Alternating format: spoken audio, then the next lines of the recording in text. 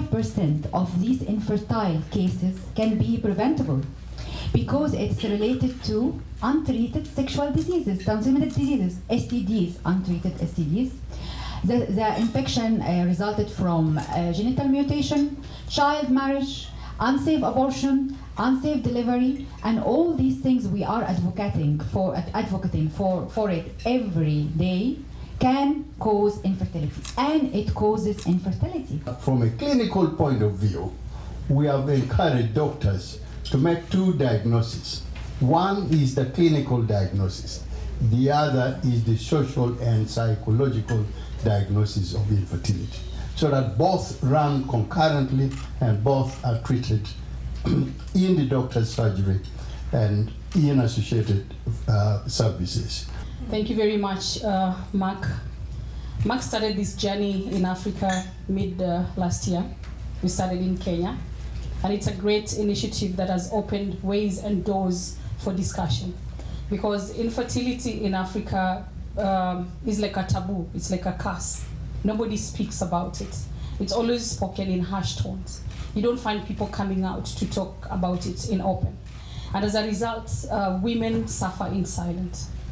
They don't have anybody to talk to, because when you talk to somebody about your problem, they start looking down upon you as a woman, that what kind of a woman are you that you can't bear a child?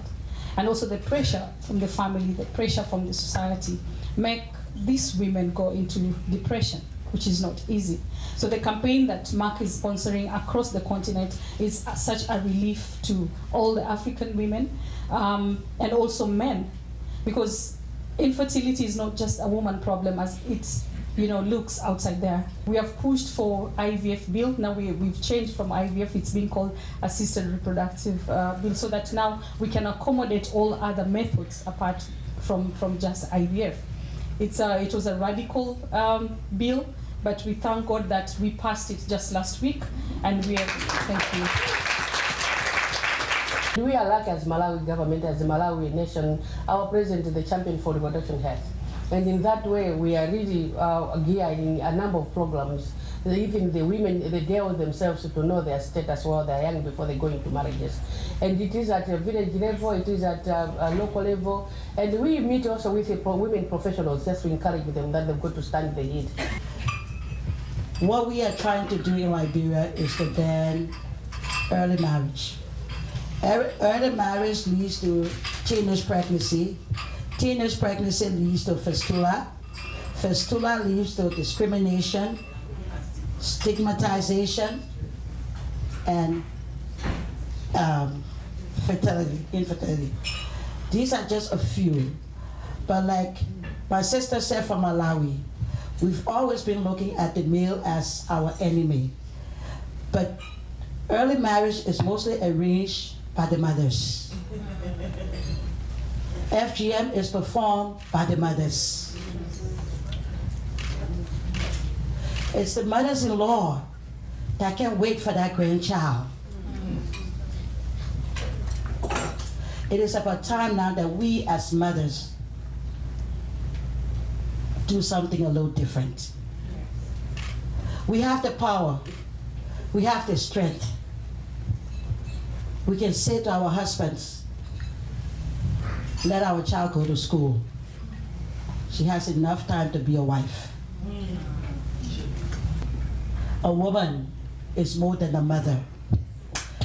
And I think if we can look at all women in that light, we can change our behavior, we can change our culture, we can change our tradition. Who sets culture? We, the women. Yes. Tradition is practiced by the women. Culture and tradition can be modified. It's good that we have talked about developing laws and legislation. Is very important. But it does not solve the problem unless we follow how this is being applied, implemented justly for everybody.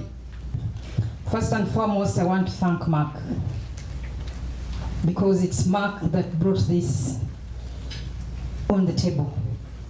Infertility has existed over the years. We all know it is there. We all know the pain that the women go through, but nobody has been talking about it. And I'm glad that this campaign that we have all started, the journey that we agreed to champion in my country, will help us in bringing this out, show men that it's important, right from the time you get married, to move to the health facility, have yourselves checked well in time, so that you don't have to wait until it is too late.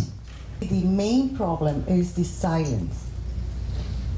Women maintain this as a top secret that is only disclosed sometimes in our office as a doctors, and more when it's the doctor is a woman. It's easy, but in general, it's like the suffering is just for them without can share with anybody. My last word is we all need to break the silence and speak wherever we go. Back to our countries, back to our communities, let us break the silence and speak out about this subject matter.